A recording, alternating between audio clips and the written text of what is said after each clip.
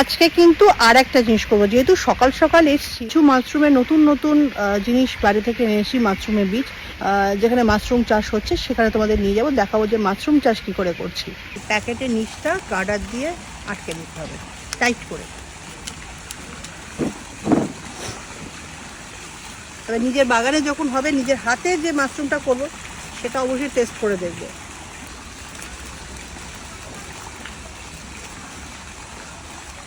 এরপর আবার একবার দেবো।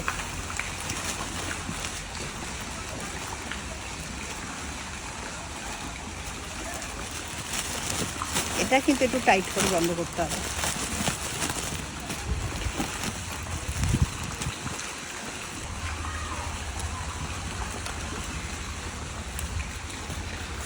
ব্যাস, মোটামুটি তৈরি হয়ে গেছে মাশরুমের এই প্যাকেটটা। এবার এটাকে টাঙিয়ে দিতে হবে। চলো, বাগানের এই ছোট্ট কর্নারটা বেছে নিয়েছি মাশরুমের জন্য। এটা মাশরুমের ঘর।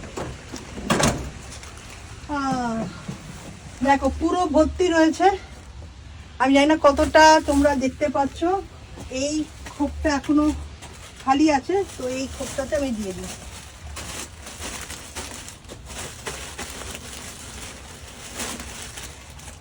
অলরেডি এর আগে যেগুলো করেছিলাম সেগুলো একটু একটু করে সব ভাব আসতে শুরু করে দিয়েছে। তো মাশরুম হবে কিনা আমার জানা নেই, তো মনে হচ্ছে পজিটিভ দিকে হচ্ছে, মনে হচ্ছে। দেখো তো হচ্ছে কিনা। মনে হচ্ছে হচ্ছে। এইটা বোধহয় পিছু।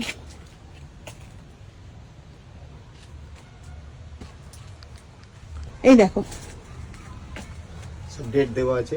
হ্যাঁ, সমস্ত ডেট দেওয়া আছে, কবে কোনটা হলো। এই যে ডেটগুলো দেওয়া আছে, কি নাম, কোন মাশরুম। যেখানে এখানে যেহেতু অনেক ধরনের মাশরুম কালেকশন করেছি, তো সেখানেও মানে কোথা থেকে এনেছি, মানে সেই মাশরুমটার জাতটা কি, সব কিছু একদম সুন্দরভাবে সাজানো রয়েছে। এই ঘরটাতে অবশ্য সবাইকে ঢোকার অ্যালাউ নেই, কারণ এটা খুব পরিষ্কার পরিচ্ছন্ন করে রাখতে হয়। তো সেক্ষেত্রে আমরা একদম ব্লিচিং ছড়িয়ে পরিষ্কার পরিচ্ছন্ন করে রেখেছি। তো কতগুলো মাশরুম হলো বা আদৌ মাশরুম হলো কি না সেটা তোমাদের সঙ্গে শেয়ার করব। আর যত রকম মাশরুম এনেছিলাম, জানি না কত রকম হবে, দু এক রকম নিশ্চয়ই হবে, সেটা তোমাদের সঙ্গে শেয়ার করবো। আর যদি সব হয়ে যায় তো বলারই কথা না। মানে সারা পৃথিবীর থেকে যত রকম আনা সম্ভব সেই মাশরুমগুলো কিন্তু অলরেডি আমি এনে ফেলেছি।